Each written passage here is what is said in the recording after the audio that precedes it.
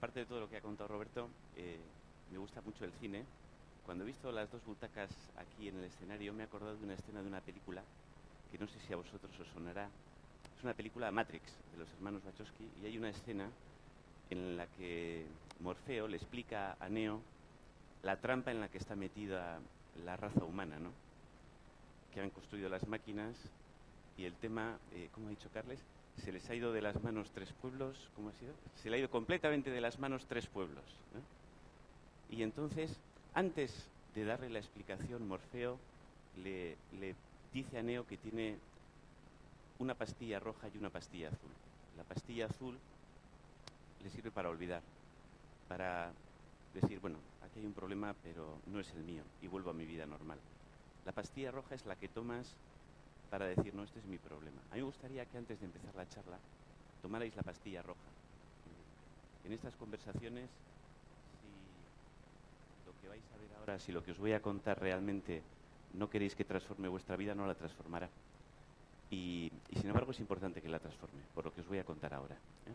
Sabéis que estamos en crisis, ¿eh? Y una parte de la mentira que nos están contando es las preguntas incorrectas, porque la pregunta infinita, la pregunta que tenemos todos los días en los medios es ¿cuándo acabará la crisis? Que por cierto las últimas noticias de ayer son malas.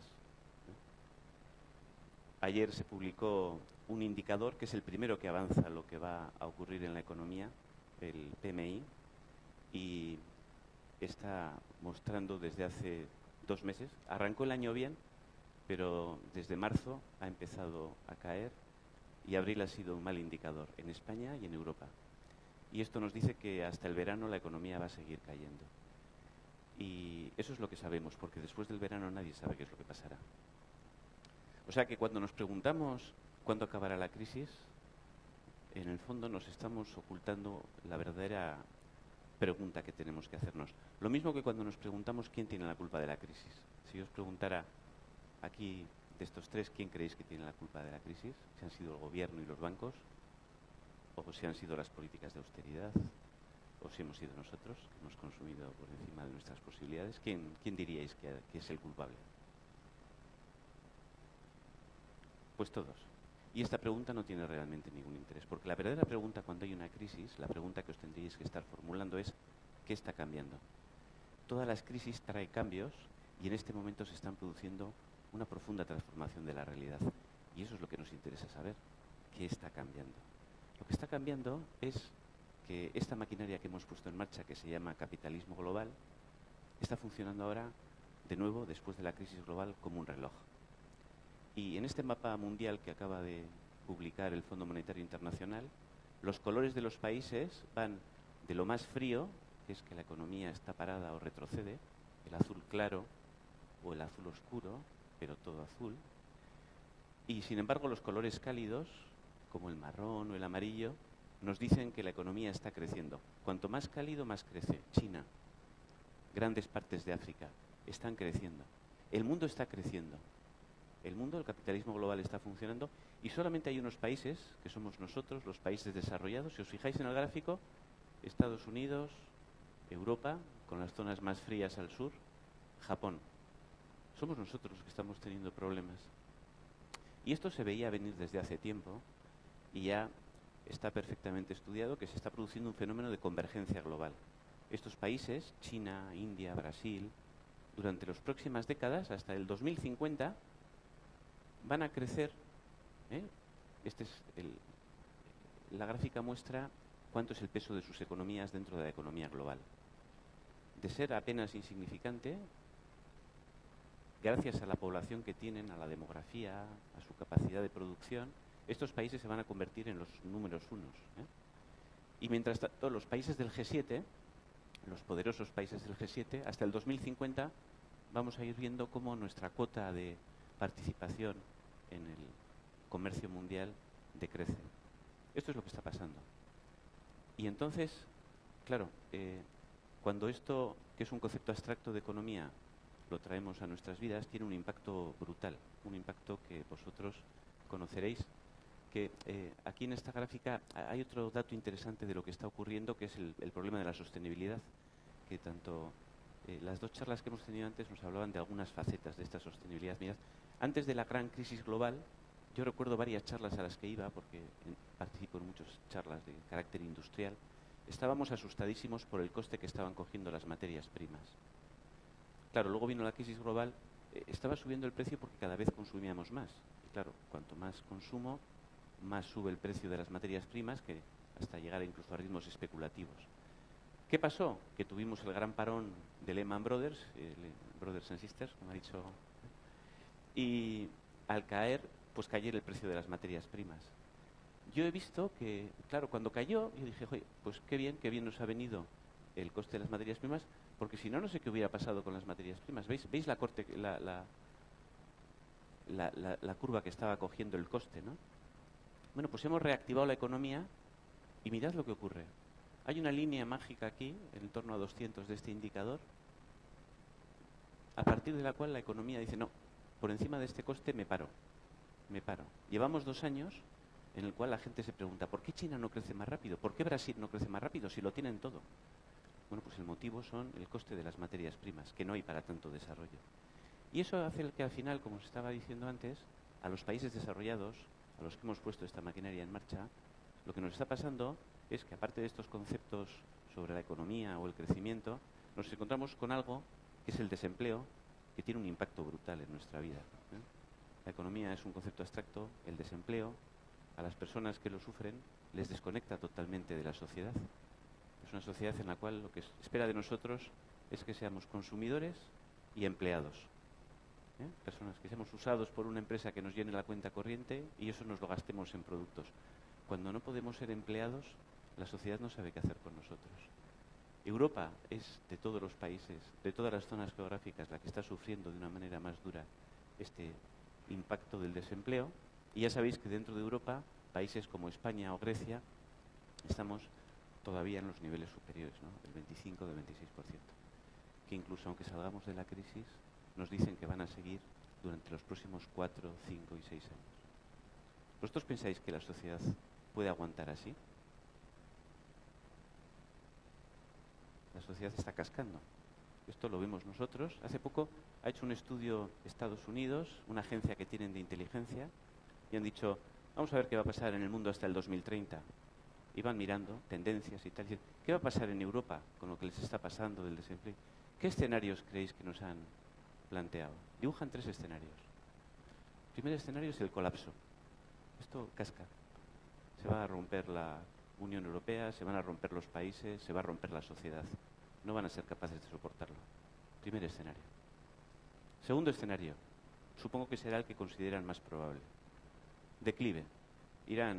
Los jóvenes se irán a trabajar a otros sitios, vendrán a trabajar a otros países en los cuales hay oportunidades de crecimiento.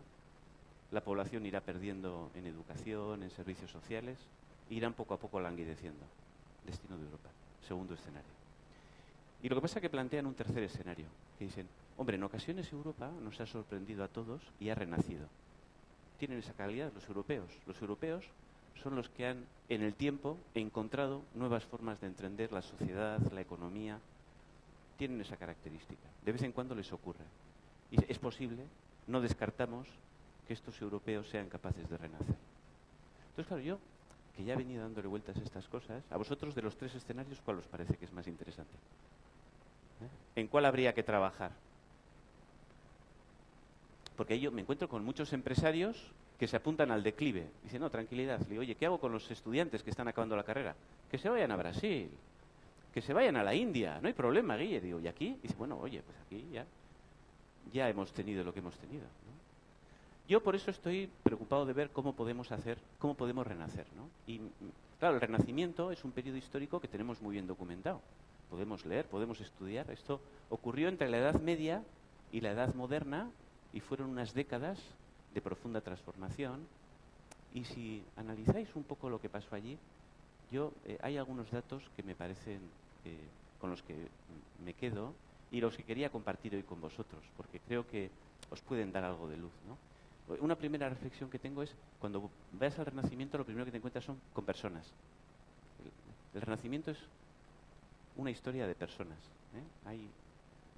Daría un premio al que supiera los 5 nombres, pero El primero es muy fácil, Leonardo. Lorenzo de Medici es menos conocido. Lorenzo el Magnífico, él hizo de Florencia el símbolo del Renacimiento. Maquiavelo, el que escribió El Príncipe, que puso los fundamentos de la política moderna. Dante, que escribió la Divina Comedia, una persona que trajo la persona otra vez al centro. La Divina Comedia es volver a traer a la persona al centro. Es un libro que es un poco pesado de leer, pero cuyo mérito es que hace que la persona vuelva a ser la protagonista de la historia. Y luego Tomás Moro, que pertenece al último Renacimiento, a las últimas décadas, escribió Utopía, una idea de que la sociedad podía funcionar sin tantas diferencias. A casi todos ellos les limpiaron el forro, les exiliaron. Esto del Renacimiento, una segunda conclusión es que no es fácil. Entonces, en estas personas que os comentaba, hay una apuesta también común en todas ellas, que es la apuesta por el conocimiento. O sea, el Renacimiento, sobre todo, tiene dos elementos esenciales, que son personas que deciden cambiar y una apuesta por el conocimiento. Esto que comentaba Roberto, que es algo que yo dedico mi vida a tratar de que la sociedad apueste por el conocimiento. Pues porque tengo muy interiorizado que las sociedades que apuestan por el conocimiento son más plurales, son más sanas, generan más prosperidad, dan más oportunidades a las personas. Esto que estáis haciendo hoy aquí en Ibiza, de traer una charla TED, qué maravilla. Qué maravilla, porque Ibiza es una isla estupenda, tiene grandes cosas y durante mucho tiempo yo creo que fue conocida por las artes, por la cultura y tal. Y el seguir manteniendo esa apuesta, el decir, oye, Ibiza es un sitio vinculado al conocimiento, a mí me parece que es una apuesta necesaria. Esto es un gráfico que hice la semana pasada, que salieron unos datos del desempleo que me parecieron tremendos y al mismo tiempo salieron unos datos del índice de innovación europeo. A esto no les hizo caso nadie. Estos llenaron titulares y titulares. Y sin embargo, si los ponemos juntos, pues se ve esto, que ocurre que todos los países que han apostado por la ciencia y la tecnología, además no solamente por invertir, sino por exigir que haya resultados, las dos cosas, ¿no? Pues mirad, Suecia, Dinamarca, Alemania, son los países que más han apostado por la ciencia y la tecnología, por el conocimiento, y son los que están teniendo menores índices de paro. Y sin embargo, según vas haciendo una apuesta menor, pues ya veis, España, Grecia. Y hay apuestas que son de país, pero hay apuestas que son de territorio. Ya sabéis que ya os he contado, yo estoy en el País Vasco, estamos aquí, tenemos que bajar, o sea, no podemos, y eso cada comunidad autónoma.